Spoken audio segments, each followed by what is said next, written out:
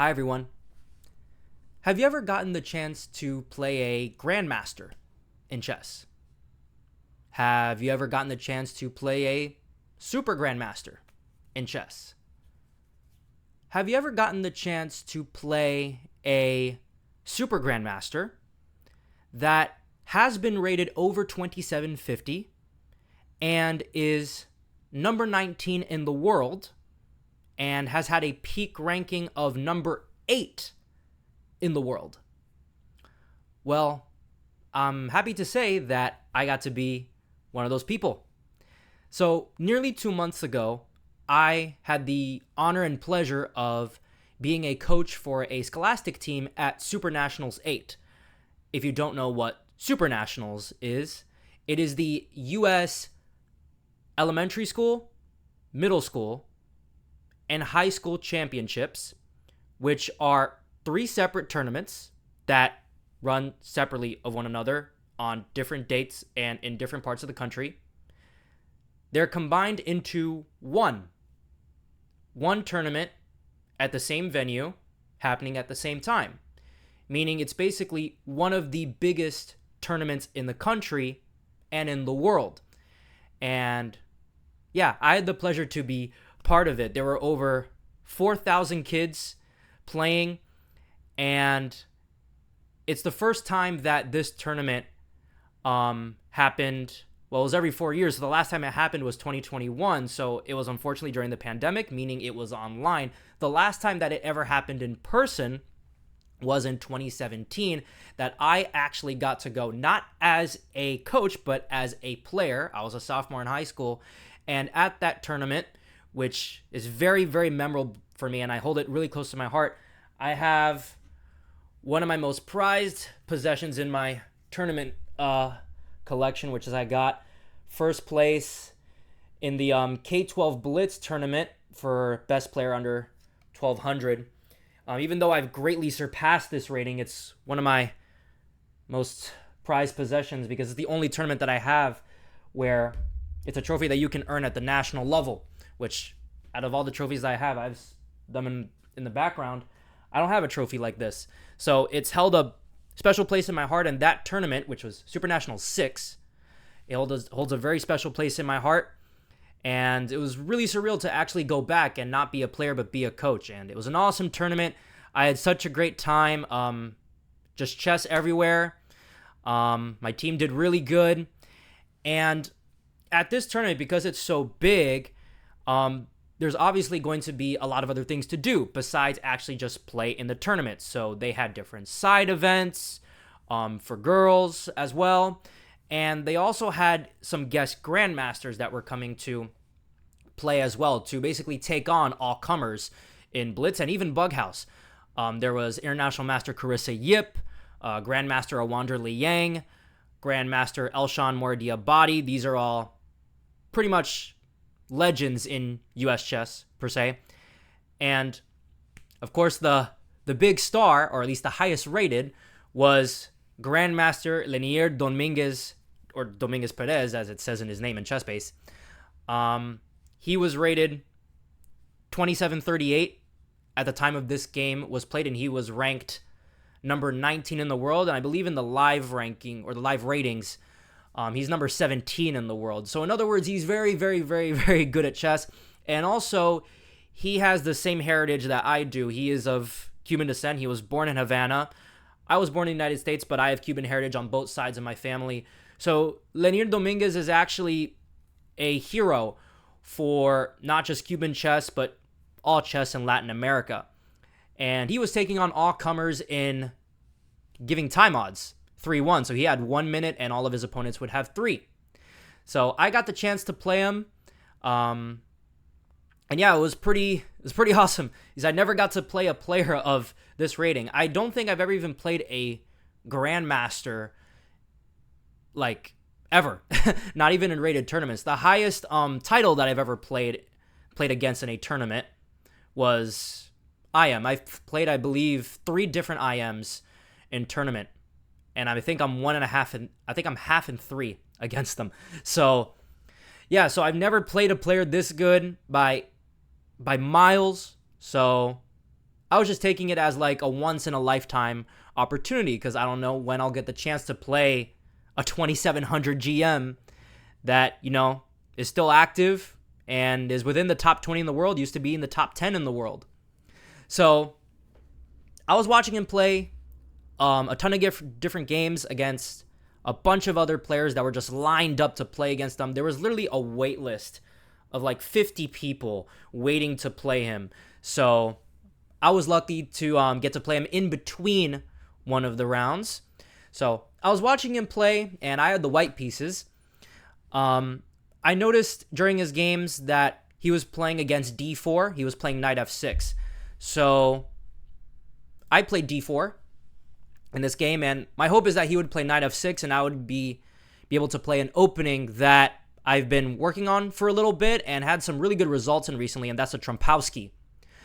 However, he crushed my dreams on the first move, and he played 1d5, so unfortunately I'm not going to get the Trompowsky. I could play the Shudo Trompowsky, but it's really not that good. f6 and h6 are perfectly good moves. That kind of shuts this opening down. It's nearly not as venomous. So I didn't really know what to do, and on instinct, I played the move bishop f4, and I played into a Jobava London, which I played on instinct. Now, I have basically zero experience in this opening, but I do kind of know like the general plans. Like you're trying to play e3, and depending on what black does, like for example, developing the bishop to f5, you can play f3, g4, and h4, and just basically storm on the king side, and usually even castling long or just leaving the king in the center and putting it on f2, at least in a variation like that. But in the game, he played a6, which is actually like one of the best variations against the Jobava London because it takes away all the knight b5 stuff. Not that knight b5 is usually a threat anyway. For example, black could play bishop f5, and if knight b5, then just knight a6. And obviously the knight on b5 is not really doing anything, even though it lures the knight to a6. But a6 just stops it, and black is usually going for a setup with e6 and c5, similar to a Queen's Gambit declined. So I played the move e3. Dominguez played c5, and I played the move knight to f3, which is actually not the best move here, which goes to show, like, I don't really know how to play this opening. At least at this time I didn't. So basically with knight f3, that gives black the option to turn the game into a favorable version of the exchange Caro-Kann. So I'll basically say what that means in a moment, but the better move here is actually to play d takes c5, and it's actually the more popular choice, and basically it's very difficult for black to manage the move e5. So let's say one way black could try to get the move e5 is after knight c6, knight f3, obviously controlling the e5 square. If black tries to play bishop g4, bishop b2, take, and then play e5, it's actually just a total blunder. White could play bishop g5, which pins the knight to the queen and threatens to take the pawn on e5 because the bishop and the knight are attacking it. Black is forced to play the move e4 and counterattack the bishop on f3. But here white can insert bishop takes f6, attacking the queen. And queen takes f6 would be met by knight takes d5, winning a pawn, because the knight also attacks the queen. There's no time to take the bishop. So after bishop takes f6, g takes f6. Now I should actually move the bishop. But after bishop b2, it's really hard to defend the d5 pawn. And in fact, it's about to be lost pretty soon. After knight e7, protecting the pawn, queen d4, bishop g7, queen d4 attacks f6, so that forces the move bishop g7, and then castles long. There is no way for black to hold on to the d5 pawn. Knight takes d5 is just going to come on the next move. So d takes c5 is a better move because black is never going to get e6, but more importantly, is never going to get e5 rather. But more importantly, the reason why knight f3 is bad is that black can play the move c takes d4, e takes d4, and now knight c6. And this is just an exchange Caro-Kann, but with the knight on c3, which is normally not where the knight belongs. The knight belongs on the d2 square, where white can play pawn c3. And just to show you how this could actually come from a Caro-Kann, so e4, c6, d4, d5, take, knight f3, which is usually sometimes a move you don't want to play too early because that's going to allow bishop g4. Knight c6, bishop f4, knight f6, and knight c3. It comes to the same position. Now, why is the knight on c3 not very good? Well, black is going to play e6, bishop to b4, pinning the knight, and even knight to e4. The knight has no influence on the center. It does try to fight for control of squares like e4 and d5, but the problem is they're both defended by the knight, and white doesn't have a pawn break to attack d5. There's no c4 because the knight sits in front of the pawn on c2. So basically, Leinier had a few chances to do this, but actually chose to not do it. And he played knight c6, and again, the better move is to play d takes c5, which actually ends up going and similar to how the actual game goes. But again, it was preferable to play c takes d4 at any moment. So after knight c6, I should have taken on c5, but I played bishop e2, and again, black had this option of taking on d4 and playing e6, again getting this favorable pawn structure. But instead he played bishop g4, so both of us were playing pretty quickly. Obviously, he has to play quickly. He has a minute. I have 3 minutes. He plays e6, and I played the move h3, which attacks the bishop. Now, what I realized, one of the things I'm taking away from this game, which I'll mention at the end of the game, is that I really did not play very aggressively or actively at all. And here I could have played a move like knight e5, jumping the knight into the center of the board. That allows bishop takes e2, but then I could take with the knight, and hey, at least I have an active position with my knight on e5. h3 is a little bit tame. Bishop takes f3, bishop takes f3. And the thing is that I do have the bishop pair. However, the bishops are not super great. The bishop on f4 is fine, but it's going to get traded with bishop d6 anyway. The bishop on f3 is not ideal. This pawn mass in the center makes it look a little bit silly. So the only way that I can make the bishop anywhere near good is if I can get the move e4 at some moment in the game. So after bishop takes f3, Leinier played bishop d6. I traded right away because there's not really much else to do with the bishop. Bishop takes d6. It was also possible to play a move like d takes c5, which is, again, that's something that happens in the game. And if bishop takes f4, then e takes f4. And I do have some weak pawns. c5 is probably going to fall, but f4 at least controls the e5 square. So that's something else, that's something that could have been tried, but bishop takes c6, bishop takes d6 was played in the game. Queen takes d6, d takes c5, queen takes c5. So we get this kind of structure where black has a majority in the center. I have the bishop, but it's a little bit difficult for me to break through. I need to break down this pawn mass, otherwise I'm going to get overrun with moves like e5 at some moment. Not now, because then the d5 pawn would be hanging due to 3 attackers on that square. And I played the move queen d2, which is a logical move. I'm developing the queen. I am connecting the rooks. However, it's just not that productive of a move. My phone went off. So it doesn't really do a lot. And again, I had more active ways to play. And I could have played the move knight to a4, attacking the queen. And then after queen a5, now I have a move to break down that pawn mass. Now notice the knight is hanging on a5, but I can kill 2 birds with 1 stone. Protect the knight and also immediately start attacking the center with the move c4. So the knight is now defended by the queen, and I'm attacking d5 with the pawn, so I'm starting to break down that center.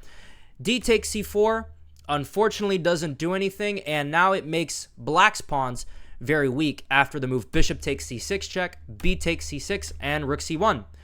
And even though I gave away the bishop, what did I give it away for? I gave it away for a new advantage. Having the bishop there was kind of an advantage, even though it couldn't be exploited due to the 2 pawns there, but I exchanged it off, and now black is just left with weak double isolated pawns. c4 is going to fall, and c6 is probably going to fall. Is it enough for an advantage? Maybe not, but white is at least slightly better. He has an imbalance that is in his favor, which is the pawn structure. So after in the game, it was queen d2 that I played, which again was a pretty slow move. Black castled, rook a d1, rook f to d8, and I didn't really like the knight on c3. Again, it probably should have gone to a4 or done something more active in the meantime, or before. And I played the move knight e2. The idea was just to put the knight on the d4 square. And Leinier could have stopped that with the move e5, which I think is just totally fine. And then this is a little bit of a difficult position. I can't manage the move e4. Black is threatening to play e4 himself. So, yeah, I played a couple moves that, looked logical, really didn't do anything, and didn't really challenge Black at all. Black is very strong in the center. My bishop is kind of just meaningless, and I didn't really do a lot to fight against it. So after knight e2, he ended up playing rook a c8, which is a good move, bringing the last piece into the game and eyeing the c2 pawn. So the move I want to play, knight d4, does not work because of knight takes. It doesn't matter if I take with the pawn or the queen. Let's say if I take with the queen, takes, and rook takes c2, I'm just down a pawn, and soon everything is just going to fall. So in the game after rook a c8, I played the move c3. So protecting that square. My opponent, or shouldn't say my opponent, I should say Leinier. He is my opponent though. Knight e5, threatening to take on f3. So you see how Black's knights are starting to get to a pretty dominant squares, and Leinier is doing a really good job of exploiting the slow and passive nature of my position. So knight e5, I played knight d4 to at least take back with the knight, but then he played knight c4, attacking the queen and also making me think about the b2 pawn. So I played the move queen e2, and then Leinier plays e5, which is a move he wanted to get in for a while. Now, luckily, I have the move knight b3, which counterattacks the queen, so Leinier won't be able to play e4 super easily. And he played queen e7, and I need to strike back in the center. Otherwise, e4 is going to come, and the game is pretty much over for me. So I played the move e4 myself. D takes c4, bishop takes e4, and basically, this kind of sacrifices a pawn, or it does sacrifice a pawn, because my queen has to be tied down to b2 and to e4. So Black can play the move knight takes e4, queen takes c4, rook takes d1, rook takes d1, and knight takes b2. So Black has won a pawn, but his knight is kind of stranded over here on the other side of the board. It has to go to c4 to get out. And also, he did give away the d file, and I can actually fight for compensation. I could play the move rook to d5, attacking the e pawn, and after knight to c4, bringing the knight back in and protecting e5. I could play queen d3, and Black is, of course, solid. He has an extra pawn, but White actually has compensation. Rook d7 is a threat. White has pretty much nice control of the d file, and it's not like the e pawn is really going to head anywhere. e4 will be met by queen d4, and he's not really making use of that extra material. So White actually has compensation here. In the game, though, after bishop takes e4, Black played the move g6, which during the game, I thought this to be a pretty principled move, because I have the light squared bishop. That means Black should be, or the opposing side without the bishop, should be putting his pawns on the same color of the bishop to prevent its mobility. Conversely, I should be putting my pawns on the opposite color of my bishop, so that way it can be mobile.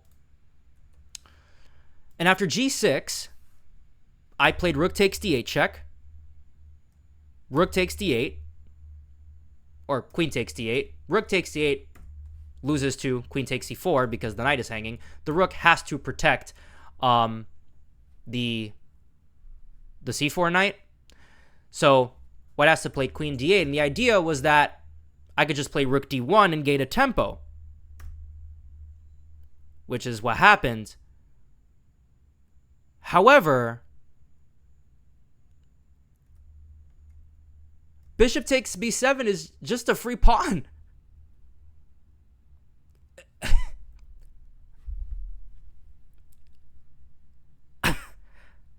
I'll be completely honest.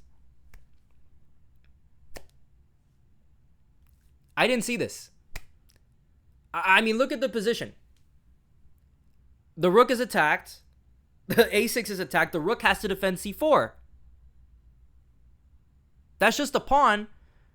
And guess what? It's not just a pawn. Rook b8. Because obviously if I take c4, he'll take c7. But I could just play bishop takes a6. That's 2 pawns. The knight is under attack. And he has to defend e5. That's 3 pawns. And that whole sequence is forced. Takes a6. The knight has to move. Queen takes e5. I'd be up 3 pawns against the number 19 ranked player in the world. Now number 17. Formerly number 8.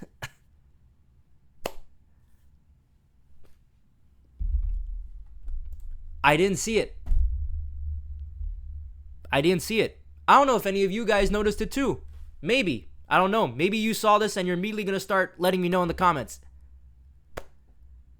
I didn't see it. And I know why.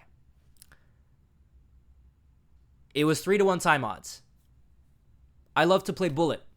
I love playing 1 minute, especially 1 minute OTB.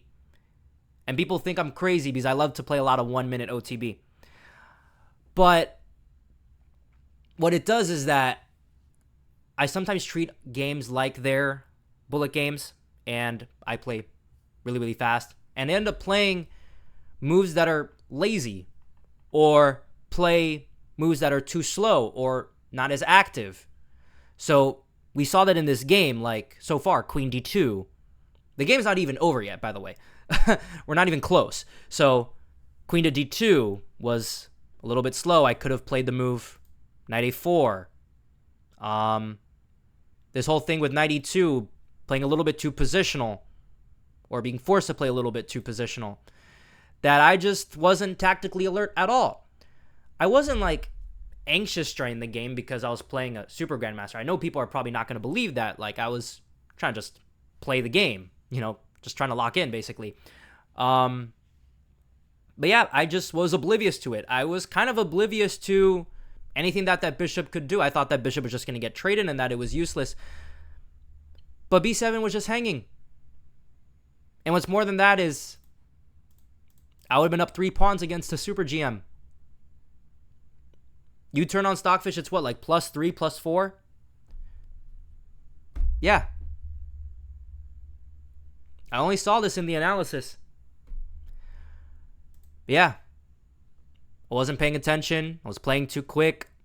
It wasn't tactically alert pretty much at all during the game. At least in this aspect. Or in this part of the game. There were some parts of the game I was tactically alert, but definitely not here. And I missed a golden opportunity there. So yeah. I played the move rook to d1, attacking the queen. Black played queen c7, defending the b7 pawn. Now the position is back to equal. I played the move bishop d5, so trying to take c4 and win e5. Black played b5, so that's a really strong square for the knight. And it's reinforced by another pawn. I played bishop takes c4, so he plays b takes c4. And this is actually a pretty common maneuver with an outpost. The c4 square was considered an outpost. Is that now when that piece gets captured and it's replaced by a pawn, that opens a new file. And what's on that new file? A backward pawn on b2, which black is going to make use of. So b takes c4, knight d2. However, the position is still pretty level. E5 is weak, c4 is weak, so the weaknesses kind of cancel each other out. King g7, knight e4, knight takes, queen takes. So obviously getting to this position against a super GM is pretty amazing. Even though it's 3-1 time odds, I'm still pretty happy that I actually got it to this point. Obviously, I was afraid of b2 hanging in a lot of lines. So after queen takes c4, rook b8, attacking b2, I played rook d2. I actually did have a nice little shot here that actually would have given me a slightly better endgame. So the point is that as long as this queen does not protect the e5 pawn, queen takes e5 is going to be a fork on the king and the rook. And I have the move rook to d7 here, which is a nice little shot. And if queen takes e5, f6, and queen takes b8, this is a queen endgame. I'm just up a pawn. It's pretty likely that it's not going to be nearly enough to win because queen endings are just notoriously drawn due to like perpetual checks and everything.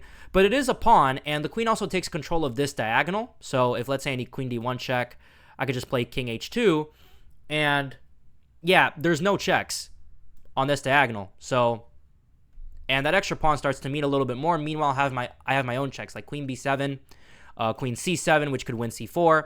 So yeah, rook d7 was a nice shot. I didn't really catch that at all.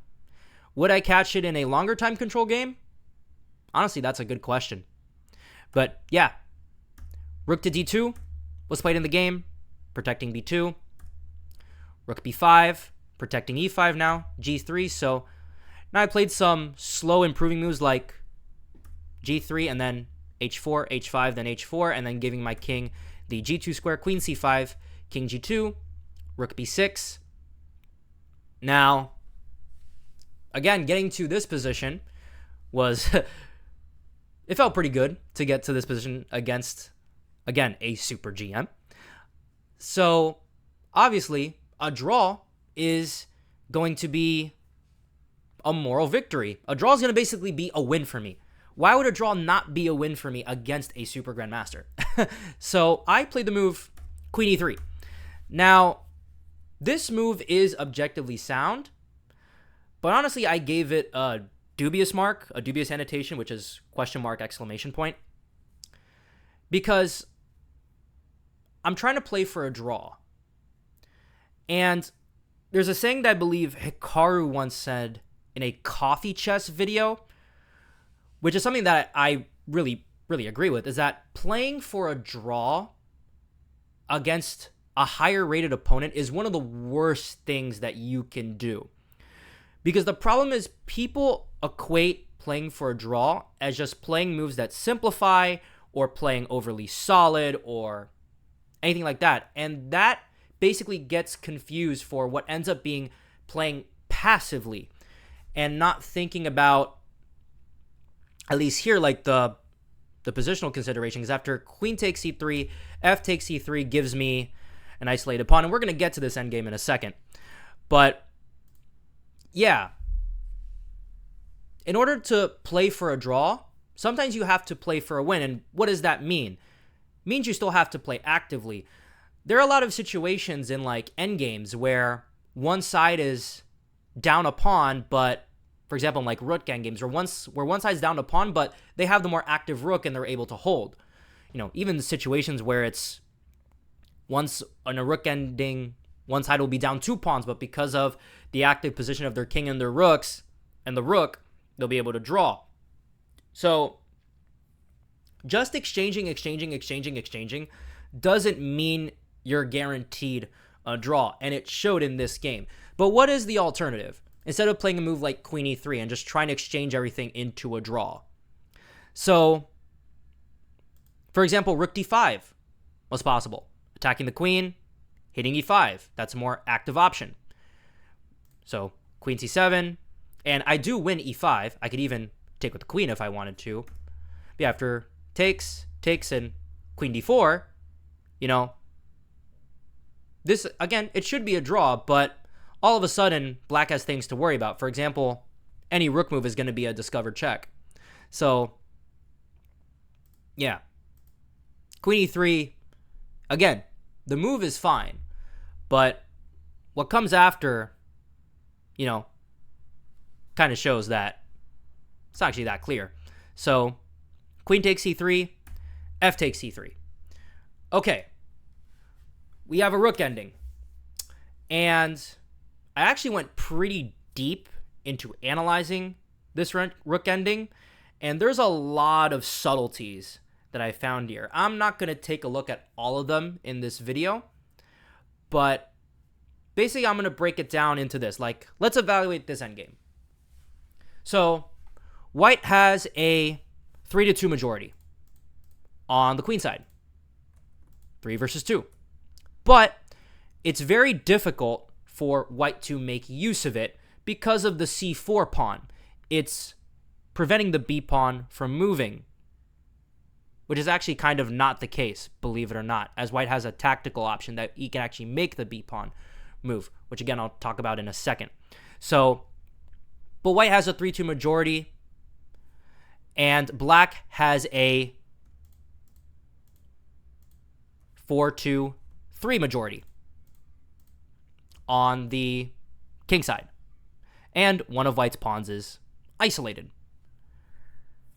And black should be able to make use of the majority, but he's going to need the king to do so. Basically, he can't just let the pawns roll on their own because my king and rook are able to stop them. Now, going beyond the pawns, let me... Whoops. Am I fine there? Okay. I thought I accidentally moved something. Let me delete all the color. So now let's take stock of the rooks. Black's rook is very nicely placed on the b file, keeping watch of b2 while white has to defend it. So his rook in that aspect is much more active than mine. But white's rook can find activity on d5 later on. Not now.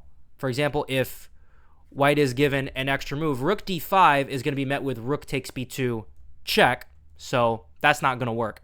So, but it can go to d5. So assuming the king moves, rook d5 to try to attack e5 and even try to swing around to a5 is possible. So even though black's rook is active, white can make his rook also active and try to pick off some of the weak pawns, some of black's weak pawns as well. Black has isolated pawns, obviously c4 and a6. So, and white's king can go as far as f3. Why as far as f3? Well, black is going to play the move f5, and I won't be able to go any farther. However, black's king can also only go as far as e6 because of the d file, obviously. So neither king can make very major inroads into the position. And black's king has to be careful when it ever reaches the 6th rank. So assuming black's rook leaves the 6th rank, the rook could appear on the d file on a square like d6. So imagine the king on f6. This rook has already moved, and then the rook could obviously be very active on d6 and start munching off a6. So with pretty much balancing all of this out, neither side can make use of their pawn majority.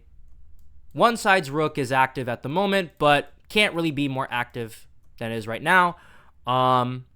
Neither of the kings can make major inroads into the position. Therefore, with correct play, this endgame is totally drawn.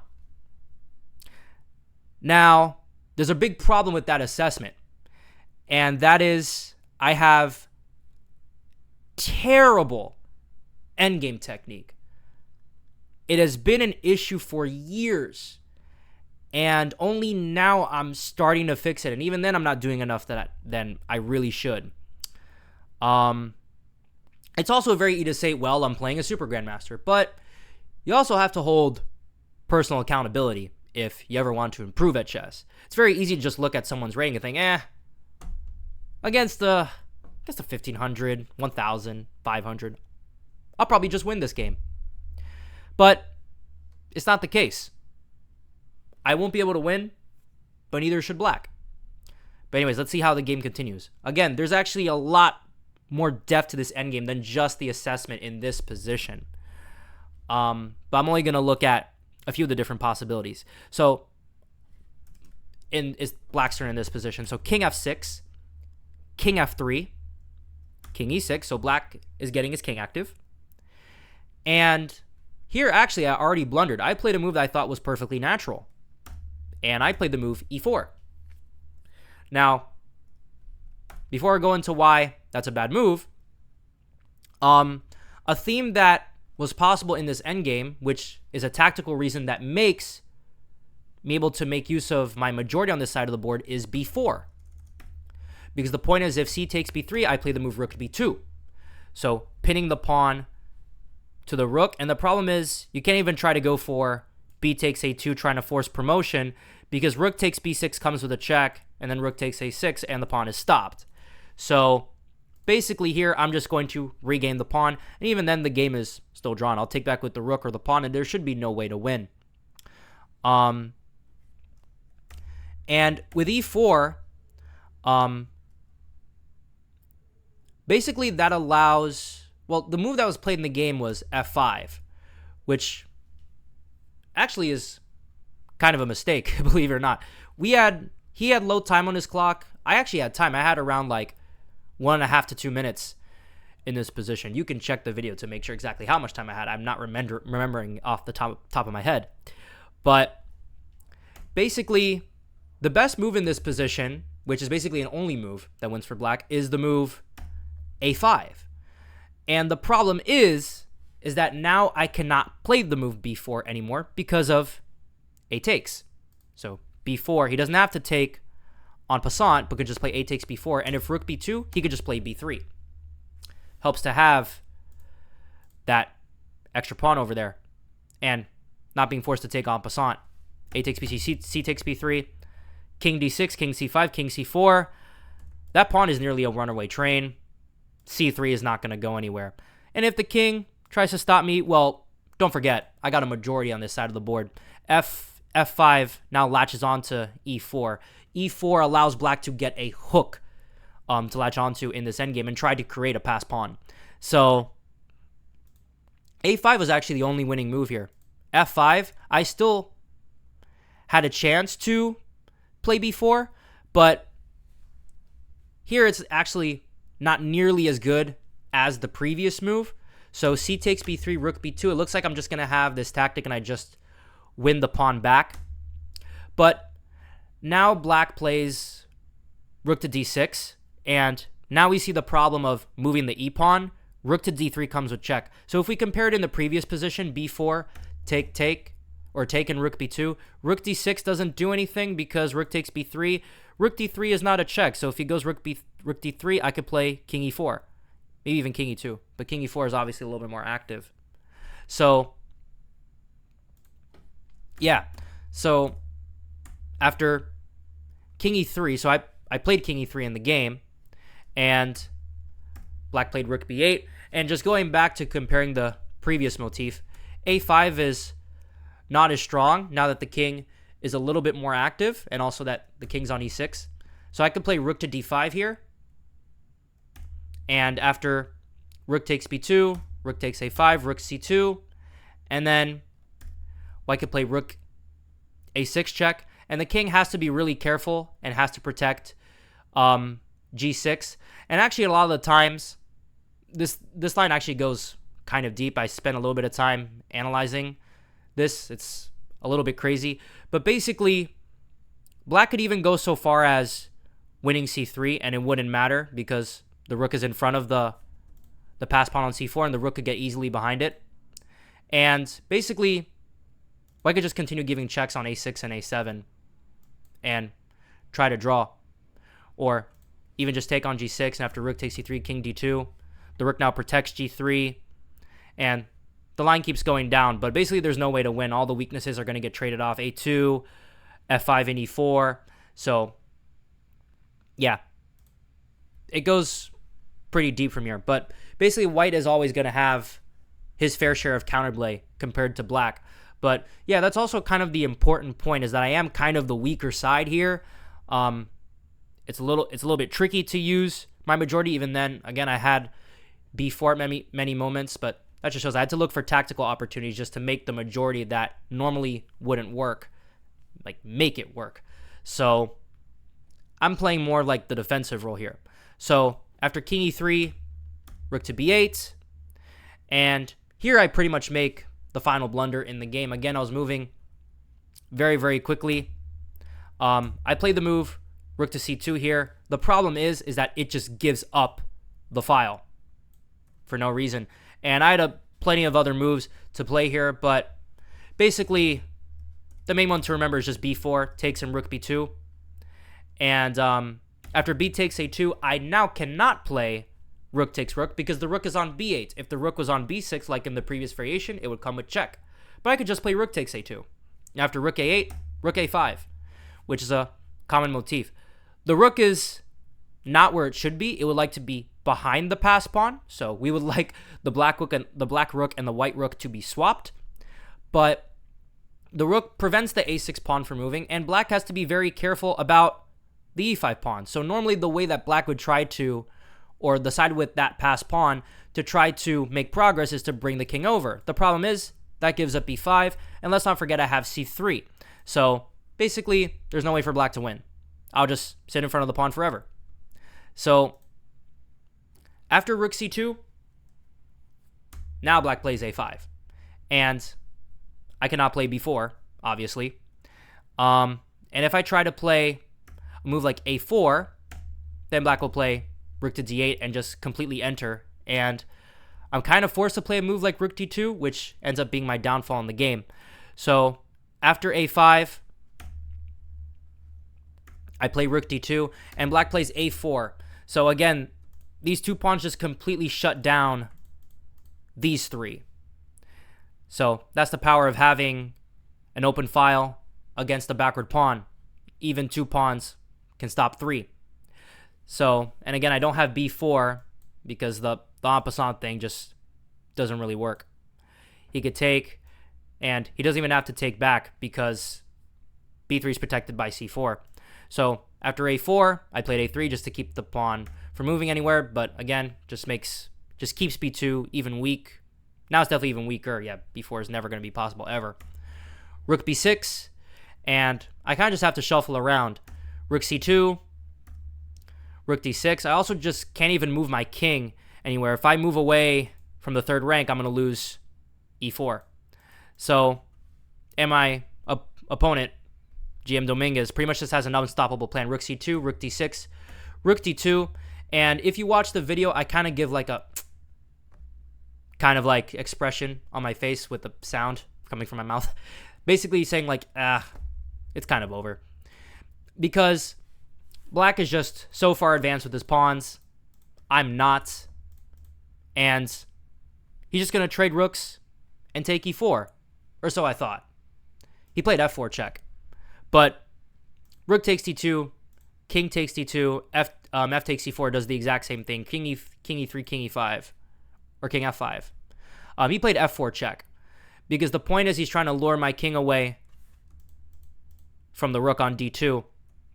So if I play g takes f4, takes, and king takes, he'll just win my rook. So, and if I play takes and just move the king to e2, he's just going to trade and play king e5. I lose e5, I can't go king e3, and he's going to win this game pretty easily. So after f4 check, I play king e2. He trades, and he takes on g3. Now, it's a pass pawn. Am I in time to stop the pawn? Looks like I am. I'm in the square of the pawn. But then black to play. If you want to pause your video, you can. It's a pretty easy move to find. g5. And this is a nice little breakthrough. I'm not in time to stop the pawn on g3. Because after h takes, h4. And now he's got two connected pass pawns. And I only have one unconnected pass pawn. And it's just going to get stopped with king f7, king g6, and take. Because I can't play any king f3, king g4 to try to protect it because g2, and I'm out of the square. So the game is pretty much over. But I play it out to the end. King f3, king f7, king g2, king g6. He picks up g5, and he's obviously going to win this game. King g1, h3, king f2. Almost stalemate. I thought it was stalemate in the game. People are going to think I'm lying, and people there also thought I was lying and thought I was actually trying to trick them. I literally forgot b2 existed. You just see these two pawns and you just forget that b2 exists. So yeah, he pointed out to me and I went, But yeah, I literally forgot that B2 existed, and I thought this was stalemate, which is why I was so confused. So yeah, my only legal move is B4 or B3. Without the pawn, it is stalemate because my king can't move anywhere. And I don't have any other legal moves. But with B2, I have a legal move. He also, of course, didn't have to play king F2. He could have played G2 check and just done that and mated me with G1. But anyways, he played king F2. I played B4, G2 check, and I played on to mate, queen G3. And by the way, Leinier was obviously a great sport, showed a lot of class. He laughed when B4 happened, and I just had the courtesy to just return the courtesy by playing it out until mate. Really, really nice at the end. It was really an honor to play a player of that caliber. I don't know when it's going to happen again. It may never happen again. You never know. But yeah, even though it was a great experience, and I really was there just for the experience, I wasn't trying to treat this like a tournament game or anything, there are still key takeaways, and you want to have balance between, having fun, but if you're on the improvement path and trying to get better at chess, you still need to take away things from the games that you play. It can't just be all having fun and not really caring about learning anything, because obviously you don't get better, but it also can't just be all like criticism and then nothing positive taken away, because then you're just beating yourself down, and that doesn't really help you do anything. This is a game at the end of the day, and you want to make yourself feel good through a game. Otherwise, it feels like something you just have to do. But anyways, a few takeaways from this game. Number one is the obvious one. I treated this game like it was a bullet game. I had 3 minutes. My opponent had 1. And even though I had 3 minutes, I didn't make use of my time at all. I ended this game with around 1.5 minutes. So I really did not make use of the time that I was given. And I used it to play moves with basically zero forethought. For example, as early in the game, I could have played the move in this position. Instead of h3, I could have played the move knight to e5, which is a more active move. In this position, I played queen d2. I could have played knight a4 and c4. Maybe I would have played this in a tournament game, but yeah, this is what the position called for. To break down black center, otherwise I was going to get overrun with e5. That's what the position called for. And yeah, I just played pretty slow. And of course, me not being tactically adept at all in the game, I didn't see that bishop takes b7 was not just going to be 1 free pawn, but 3 free pawns. And that's what happened. I wasn't tactically alert at all. Second thing, I chose to play for a draw by just trying to force trades off. Let's go back to the position where I just try to force trades and play really passively, like moves like rook d2. I didn't try to play moves that were more active. Like here, obviously, rook d5 is a much more active move. But yeah, I didn't do that. Even back here, in this position, I had rook d7, which was a really nice way to keep things active and works tactically. Again, I wasn't tactically alert in the game. I chose to exchange and kind of just sit, and hopefully it would be a draw, and that just wasn't the case. Leinier just outplayed me in this endgame. Even though it wasn't perfect, at least by engine standards, he still outplayed me. He found the right plans. a5, a4, froze my majority completely. I didn't find the b4 idea earlier at all. And they just got the rook to the d file. I had to trade, and that was it. It was just simple from there. So, and that goes into the third game. My endgame play is bad. I have horrible endgame technique. It's been something that I've struggled with for a while, and I haven't really addressed it at all. Even today, I'm still struggling to really address it much. But it's something that I just really need to crack down on, because let's just be honest, that's just going to hold me back. I'm trying to get to National Master. I can't get to NM with endgame technique like this. This was a very drawable endgame, and I just didn't find any of the right decisions. Again, it's really easy to chalk it up to I was playing a super GM. And yes, I was. But even then, I don't feel like he had to find moves that were super, super difficult. And I had moves that weren't difficult to find either. Guess what? Still happened. I lost the game pretty badly. But I still had a good time. You know, once in a lifetime opportunity. Don't know when it's going to happen again. Things to learn from, but I had fun. So let me know what you guys think. I'm going to be leaving a link down below where you could take a look at all of my analysis of this game. There's a lot more that I didn't really talk about during this game, so you'll get to see all my notes, all my annotations, everything. And let me know what you think and what you want to see in the next video. Thank you very much. Have a good one, everybody.